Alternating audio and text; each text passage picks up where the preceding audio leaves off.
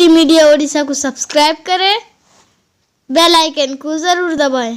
यहाँ एक बात बड़े आजिज़ाना तरीक़े से एक मसले की बात बतलाना चाहता हूँ। बेचारे इनका जनाजा हुआ, दुआ करें अल्लाह इनकी मग़फ़िरत फरमाए, उनकी कब्र को नूर से भर दे।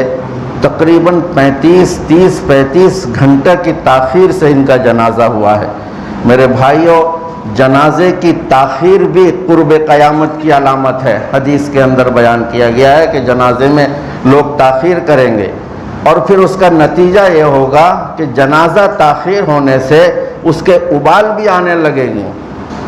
तो इसलिए जनाजे की हम लोग अहमियत को नहीं जानते, जल्दी जमा करने की। मैं एक मसला बताऊं, उलमा ने लिखा है, अल्लाह के नबी ने तो साफ लफ्ज़ में कहा है कि जनाजे की नमाज़ पढ़ने में जल्दी करो, जल्दी का हुक्म आया है कि जल्दी करो। और उलमा ने मसला लिखा है, फतावे में ये बातें लिखी हैं कि अगर जुमे का दिन किसी का इंतकाल होता है, सिर्फ इस नियत से जनाजे में ताख़ीर की जाती है कि जुमा में भीड़ जमा होगी, हम जनाजा पढ़ाएंगे, मकरूह तहरीमी है। अगर तजहीज़ व तकफ़ीन के सारे अमल मुकम्मल हो चुके हैं तो जुमे की नमाज से पहले जनाजे की नमाज पढ़ा देनी चाहिए।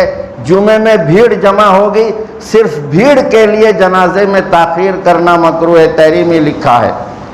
एक मसला और है, मकरूह वक्त में नमाजें पढ़ी नहीं जाती हैं, तो 3 मकरूह वक्त है।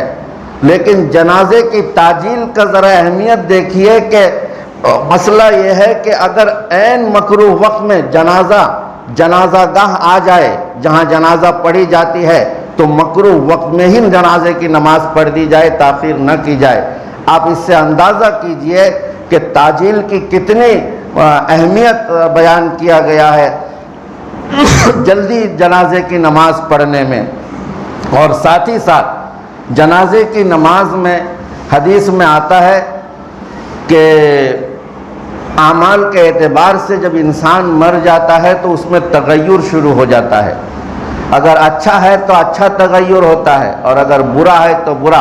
बल्कि हदीस के अंदर ये अल्फाज आया है कि अगर वो अच्छा था तो जल्दी उसको जो है जन्नत के और खुशगवार माहौल में उसको पहुंचा देना चाहिए कि वो अपने वहाँ के बागो बहार से दो चार हो।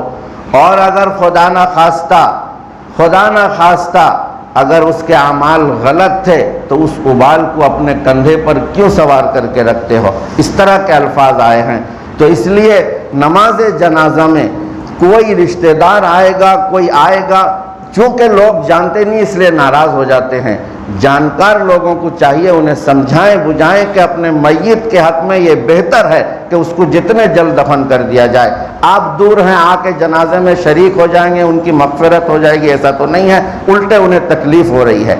मरने के बाद ज़िंदगी में हम उन्हें राहत पहुँचाए या ना पहुँचाए, मरने के बाद उनको तकलीफ़ दे रहे हैं, तो इस तरह से तकलीफ़ नहीं देनी चाहिए। ठंडे में बर्फ़ देकर बाकायदा रखा जाता है। बर्फ़ देने के बारे में हुक्म ये है कि अगर कोई उज़्र शरई हो या कोई कानूनी ज़रूरत हो, उसकी वजह से आप बर्फ़ के साथ ठंडा करके रख सकते हैं, वरना बिला उज़्र शरई और बग़ैर कानूनी ज़रूरत के ठंडे में बर्फ़ में रखना ये भी मकरूह तहरीमी है। इसको भी आप बर्फ़ में यूं ही ठंडा कर दे के नहीं रख सकते। कोई कानूनी ज़रूरत है या कोई उज़्र शरई है ख़ास, ऐसे शरीयत में क्या उज़्र पेश आ गया है तो आप उसे रख सकते हैं, वरना उसके अलावा आप बर्फ़ देकर लाश को रखना ये मकरूह है। लाश की बेहुरमती है, बेअदबी है लाश। इसलिए बहुत सारे लोग जो हैं आजकल तो मस्जिद के बगल में बर्फ़ खाने का घर बनने लगा है कि बाकायदा लाश रखने के लिए। ये सब जो है क़यामत की तरफ ये दुनिया भाग रही है तेज़ी के साथ और हालात जो हैं उसी तरफ बढ़ रहे हैं। हमें इस सिलसिले में तवज्जो देनी चाहिए कि नमाज जनाजा में जितना मुमकिन हो सके जल्दी करें। ठीक है, बाप बेटा उस घड़ी आदमी इमोशनल हो जाता है, उस घड़ी जज्बाती हो जाता है, तो जिम्मेदार बढ़ के मुरब्बी सरदार बस्तियों के वो सबों को चाहिए कि उन्हें समझाएं बुझाएं कि बेटा बाप के हक़ में बेहतर है तुम वहीं से दुआ करते रहो, पहुंच जाओ, आके कब्र पे फातिहा पढ़ लेना, लेकिन जनाजे की नमाज की इजाज़त दे दो। और दे देनी चाहिए इजाज़त। जो भी दूर दराज में हैं उन्हें चाहिए اگر ولی ہے تو اس کو ضرور چاہیے کہ اجازت دے دے کہ بھائی جنازہ آپ لوگ کر دو۔ اللہ تعالی ہمیں سمجھنے کی توفیق عطا فرمائے۔